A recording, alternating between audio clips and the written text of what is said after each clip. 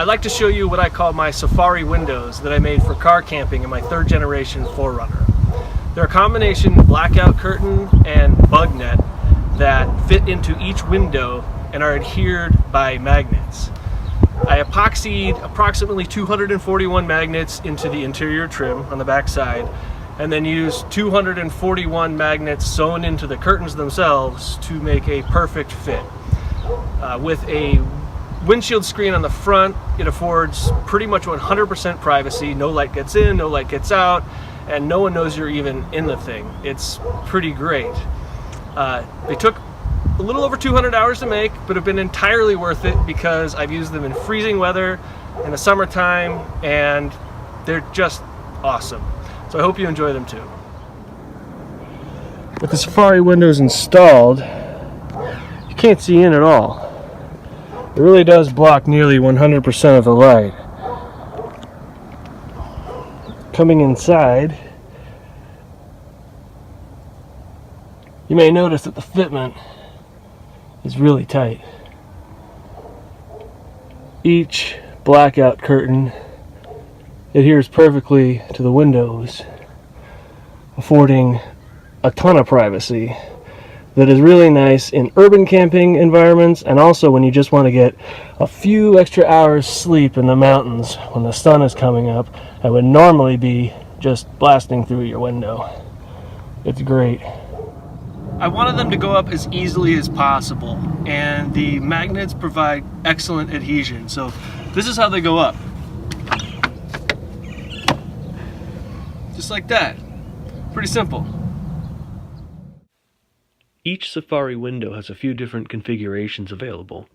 If you notice the 2 snaps at the top, these are for aligning the blackout panels if they've been removed, but also serve to secure the top flap downward, allowing for a little vent while still maintaining privacy. Alternatively, I can roll the blackout panels all the way up and secure them up top with Velcro. The blackout panels can also be removed completely. These panels overlap the bug net portion by a few centimeters all around, which serves to eliminate any light leaks that might otherwise shine through.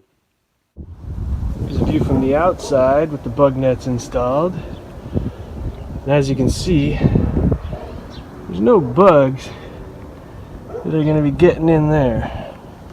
It's really tight. You come around the side, looking through the rear.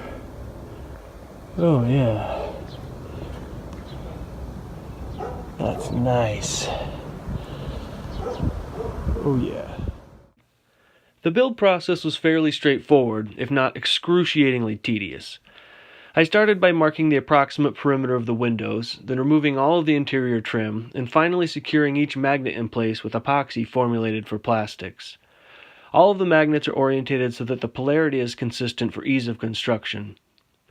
After a master pattern was made for each window based on the final location of the magnets, the sewing began. And for a hobbyist, I do have a relatively solid foundation in tailoring, but this project still took forever. The fabric I used is UV-resistant 100% polyester blackout material, brown for the interior and black for the outside. The bug net is cut from a backpacking bug shelter that I bought at REI. Insetting the bug net without wrinkles was the most technically challenging aspect of the sewing process, and it was very time-consuming. I wasn't able to use my industrial sewing machine for this project because this was done in the Arizona summertime and I don't have room for the big machine inside. So even though this project was completed on my least capable machine, the stitching still turned out okay. Not as nice as I would have liked, but, you know, we're not making formal wear. After the bug net was inset, I sewed the channels for the magnets, sewed each one in place one by one, and then added the snaps and the Velcro, and that pretty much finished it off. Storage is simple. They all roll up around a heavy-duty cardboard tube and go into a custom bag that I made. Though I never keep them in the truck if I'm not on a trip for fear of them being stolen. So far, I've used these Safari windows on a handful of adventures, including an extended trip up the California coast and in the freezing rain and snow in the mountains of northern Arizona. They definitely afford a significant degree of insulation in both the cold and the heat, which is a terrific benefit. Well, that's about it. I hope this helps anyone else working on projects.